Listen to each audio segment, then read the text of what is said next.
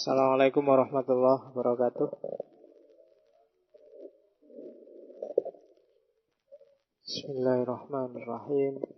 Alhamdulillahirabbil alamin. Assalatu wassalamu ala habibina wa syafi'ina asyrafil anbiya'i wal mursalin Sayyidina wa maulana Muhammadin wa ala alihi wa ashabihi ajma'in. Amma ba'du. Bismillah. Kita lanjutkan ngaji kita. Malam hari ini kita masih di India.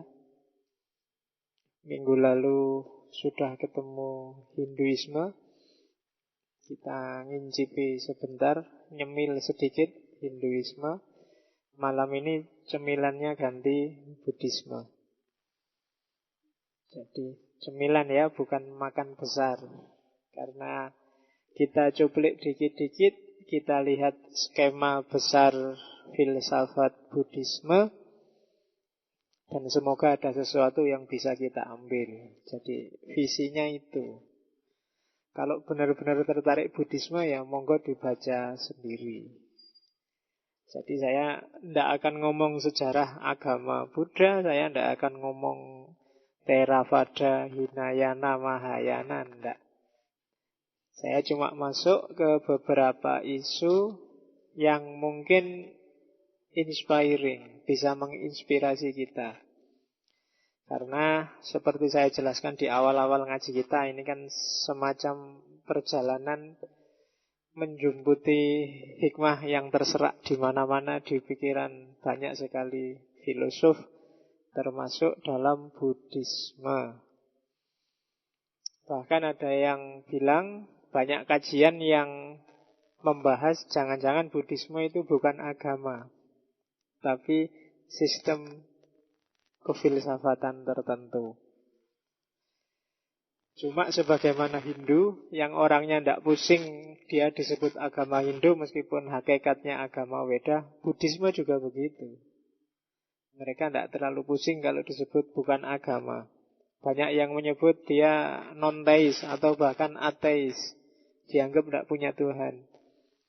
Cuma dia tidak pusing dengan semua itu. Karena memang basis filsafatnya sendiri nyuruh tidak pusing.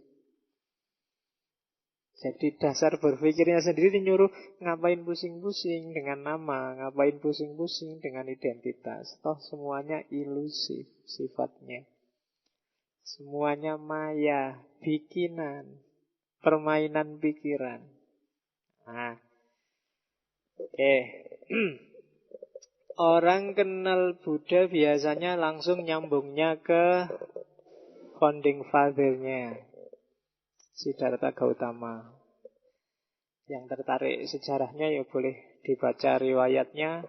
Yang paling enak itu yang tulisannya Hermann Hesse itu, yang judulnya Buddha. Itu agak inspiring cara dia mengemasnya. Ada beberapa tokoh spiritual juga yang nulis riwayatnya Buddhisme. Kalau ada seorang tokoh reformer India namanya Abul Kalam Azad.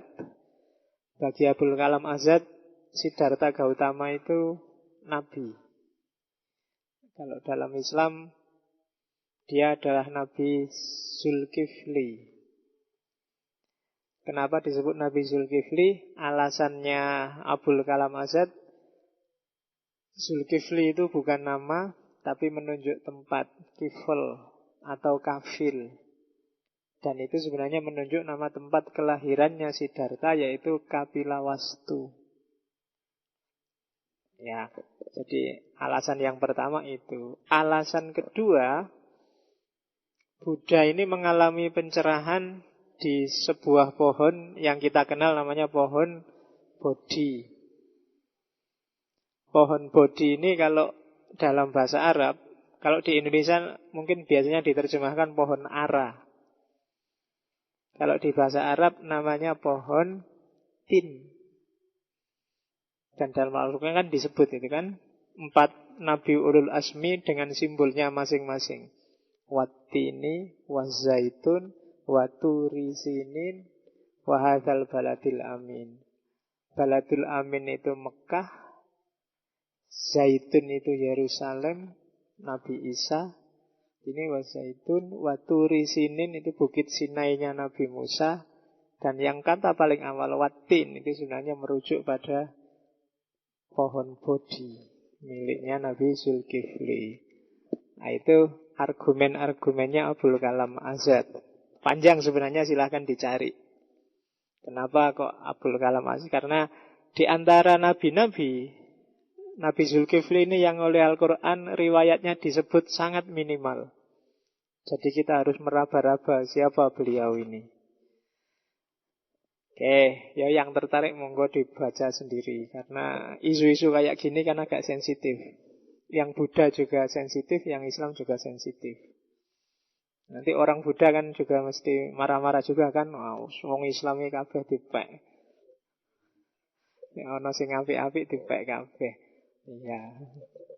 Sing Islam juga gitu, ndak terima masa Buddha itu kan kafir, nggak punya Tuhan. Masa Islam kan gitu terusan. Ya wis lah, sing waras ngalah sekarang kita cari.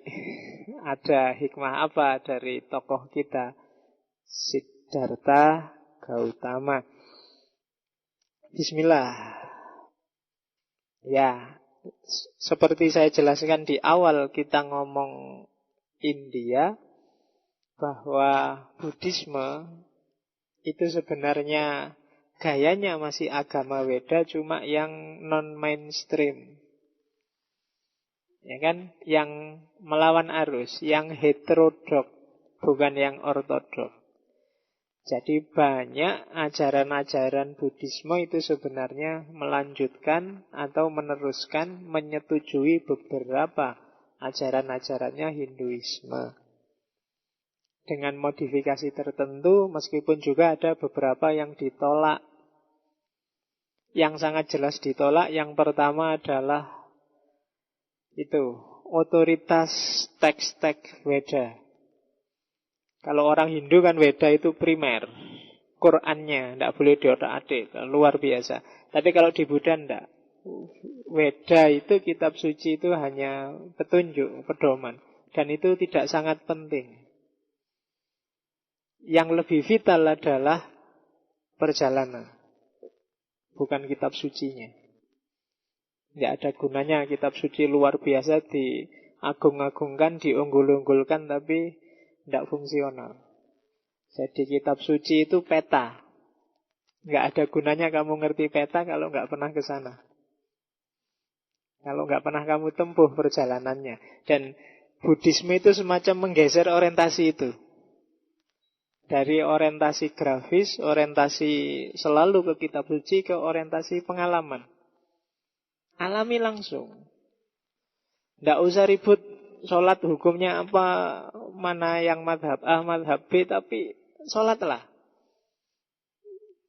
Jalani aja. Nanti kamu akan dapat sesuatu sendiri dari perjalananmu. Nah itu gugatan pertama Buddhisme pada Hinduisme. Ya mungkin agak nyindir kita lah. Islam itu kan sangat kuat di tradisi grafisnya. Boleh, tidak apa-apa. Cuma jangan berhenti di situ. Kita kan kebalik. Kita kembalinya ke Quran hadis. Loh kok malah kembali ke situ? Jalankan isinya Quran hadis. Kalau kembali ke situ nanti mandek di teks. Nah itu sebenarnya kritiknya Hinduisme pada Buddhisme. Jadi Quran hadis bukan tempat kita kembali, tapi pedoman kita untuk berjalan. Oke, yang itu yang sangat dikritik oleh Buddha. Masa kitab suci jadi tempat kita kembali? Itu kan cuma rujukan kita aja, panduan kita untuk berjalan. Jadi peta bukan tujuan kita, tapi peta itu dasar kita untuk berjalan biar nggak kesasar kan itu. Oke, itu yang dikritik pertama oleh Buddha. Yang dikritik kedua, sistem kasta. Kemarin di Hinduisme kan ada kasta-kasta itu kan, ada Brahmana, ada Sudra, ada Vaisya. Kalau di Buddhisme tidak ada. Setiap orang punya kesempatan yang sama untuk naik kasta. Setiap orang sejajar kesempatannya untuk mengalami pencerahan. Ini ini sudah, kalau hari ini saya ngomong ini sudah nggak aneh, karena kita itu sudah tidak di dunia yang berkasta kan.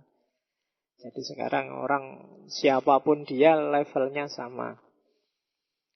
Oke, terus yang ketiga, politeismenya Hindu. Personifikasi Tuhan yang sangat banyak. Itu kalau di Buddhisme ditolak karena terlalu jelimet, terlalu rumit. Nanti kita sibuk melayani Tuhan-Tuhan yang sangat banyak itu. Padahal perjalanan tidak ke situ harusnya. Maka Tuhan-Tuhan yang banyak dan luar biasa di Hinduisme itu dikritik habis-habisan. Dan yang ketiga, kependetaan. Jadi kependetaan apa? Eksklusivisme, kebangsawanan para pendeta, kenikmatan para pendeta dalam tanda petik. Itu yang digugat oleh Buddhisme. Makanya pendeta-pendeta Buddha itu kan biasanya wah, dia cuma pakai baju yang warnanya kuning. Kuning itu kan gaya sama sekali, apalagi cuma diubut-ubutkan itu kan. Analoginya kuning itu memang ke yang kotor-kotor. Jadi itu bajunya aja kayak gitu, ndak modis sama sekali. Coba bayangkan kalau ada yang nonton Sun Gokong ya, dengan pendeta-pendetanya Hindu misalnya. Nah, itu kan ada yang saingan mahal-mahalan jubah, indah-indahan jubah. Tongkatnya aja dari emas, namanya itu bedanya. Itu yang dikritik oleh Buddhisme. Oke, jadi 4 hal yang dikritik oleh Buddha pada Hinduisme. Dan nanti pengaruhnya luar biasa. Agama-agama hari ini yang tumbuhnya sangat cepat itu Buddhisme. Bukan Kristen, bukan Islam, apalagi bukan Yahudi. Saya lupa baca di mana. Di Jawa Mutakhir, yang kita kenal banyak Islamnya, konversi paling besar itu sebenarnya bukan dari Islam ke Kristen, tapi konversi paling besar itu dari Islam ke Buddha. Kebalik ya, dulunya Buddha, seolah-olah Buddha itu Islam datang ditinggal, tapi belakangan, saya lupa penelitiannya siapa, orang Jerman apa mana itu, penelitian terbaru itu konversi paling besar di Jawa itu Islam ke Buddha. Cuma saya belum cermati itu. Dibahas banyak oleh orang-orang ex-Muslim, bahwa banyak orang Islam gelisah dengan agamanya sendiri, terus nyari agama yang lebih adem, dan ketemunya di Buddhisme. Artis-artis Hollywood itu kebanyakan kalau konversi juga larinya ke Buddhisme. Jadi kalau pakai kategori Cina, yin sama yang, Buddhisme ini agama yang coraknya yin, ke dalam dingin. Kalau agama yang coraknya yang kan paling Islam, Kristen, Yahudi. Ini agama yang sangat agresif tiga-tiganya. Tapi kalau yang Cina kemarin yang itu kan yang Konfusianisme, sementara yang tahu cenderung yin. Jadi agak orientasinya ke dalam, tidak keluar. Tidak mission, tidak dakwah. Yang orientasi keluar, yang itu kan agama besar, seperti Islam, Kristen, dan Yahudi. Termasuk sempalan-sempalan, apa saya menyebutnya, kelanjutan-kelanjutan Buddhisme dengan identitas yang berbeda. Nanti ada tokoh besar di India namanya Jayawarman. Jayawarman ini anak raja di India, salah satunya kerajaannya namanya Kerajaan Pallava. Nanti Kerajaan Pallava itu yang beberapa tokohnya ada yang migrasi ke Indonesia. Dan Jayawarman ini di antara sepupunya nanti yang mendirikan dinasti di Sriwijaya. Jayawarman ini kisahnya persis kayak Siddhartha Gautama. Dia gelisah dengan kehidupannya di kerajaan. Saudara-saudaranya yang saling bunuh, rebutan jadi raja. Terus dia keluar dari kerajaan dan jadi pendeta Buddhisme besar. Nanti di Cina dia dikenal dengan nama Bodhidharma. Orang inilah nanti yang menyebarkan ajaran-ajaran Buddhisme, versi dia sesuai tafsirannya dia sendiri. Yang di Jepang dikenal sebagai Zen, nanti di Cina dikenal sebagai Chan. Nanti cari buku-buku yang judulnya CHAN, itu kan Chan. Bahasa Indianya sebenarnya Dhyana. Bahasa Arabnya adalah din, jalan, agama. Dan itu yang disebarkan oleh Bodhidharma. Nanti kisah-kisahnya banyak. Makanya orang Cina ketika bingung memahami rumusan agama-agama baru termasuk Zen, termasuk Chan ini, terus nyari petunjuk, disuruh jalan ke barat, ke India. Nah, terus lahirlah cerita Sun Gokong itu, untuk ngambil kitab suci yang ada di sana. Oke, yaitu fiksinya. Tapi itu sebenarnya ingin menunjukkan bahwa sumbernya dari sana. Oke, Bodhidharma itu kadang-kadang disebut pendeta Tatmo. Nanti dianggap yang punya cikal bakal menurunkan bela diri semacam kungfu dan Shaolin. Oke, itu sejarahnya. Cuma saya nggak meneruskan sejarahnya, sekarang masuk ke pemikirannya. Karena kalau cerita panjang, banyak tokoh-tokoh besar Buddhisme, termasuk yang masuk ke Indonesia dan berpengaruh banyak. Sampai terakhir di Majapahit, yang dikenal dengan Siwa Buddhanya. Tapi pada saatnya kita akan ngomong Indonesia dan Jawa. Kalau ini masih India, nggak apa-apa. Minggu depan masih India ya. Saya ada yang meminta dengan sangat disuruh ngomong tentang Kama Sutra. Saya mau, cuma saya harus loncat satu bab pada bagian teknik. Ya, karena di balik Kama Sutra ada beberapa filosofi yang luar biasa. Jadi minggu depan tidak apa-apa lah mungkin, biar kamu jadi balik. Kita ngomong Kama Sutra. Tidak, cuma Kama Sutra bukan yang saru-sarunya loh ya, tapi filosofinya. Dan jangan berharap ada gambarnya. Ya, jadi yo, pemane videonya ya. Kamu kan sudah nonton semua kalau videonya. Sekarang filosofinya aja kita lihat, ada filosofi apa di balik Kama Sutra. Ya sebenarnya lahirnya dari tradisi Hindu, cuma dia punya orientasi yang khas, yang beda dengan babonnya kitab Weda. Kalau Weda lebih luhur, Kama Sutra agak dangkal tapi punya visi pencerahan yang luar biasa. Kita lihat minggu depan. Setelah itu saya tidak tahu, kalau sempat, kalau nggak bosan kita masih ngomong Gita. Terus terakhir kita tutup dengan Gandhi, sama-sama dari India. Baru nanti kita kembali ke barat, agak panjang. Kita akan ngomong filsafat ketuhanan gaya barat. Kalau bosan kita balik lagi ke timur, mungkin ngomong Jepang. Dari Jepang ke barat lagi, ke timur lagi. Pokoknya tak bolak-balik gitu biar kamu nggak fanatik pada madhab manapun. Kamu ambil sesuka hatimu yang pas sama hidupmu. Nah itu visinya ngaji filsafat kan itu. Oke, bismillah, kita mulai ngaji. Oke, ini legenda yang sangat terkenal dari sejarah hidupnya Siddhartha Gautama. Ini raja yang hatinya sangat lembut. Sebelum dia mengalami pencerahan selama hidup di keraton, ayahnya Raja Suddhodana itu sudah ngerti, anak ini hatinya lembut sekali. Tidak bisa lihat binatang disembelih, nggak bisa lihat, pokoknya lembut, tidak tegaan. Makanya oleh ayahnya, anak ini jangan dibawa kemana-mana. Di keraton aja, di dalam aja, jangan dibawa kemana-mana. Kasihan nanti dia stres. Nggak tegaan masalahnya. Di luar itu kan kehidupan luar biasa sadisnya, kerasnya.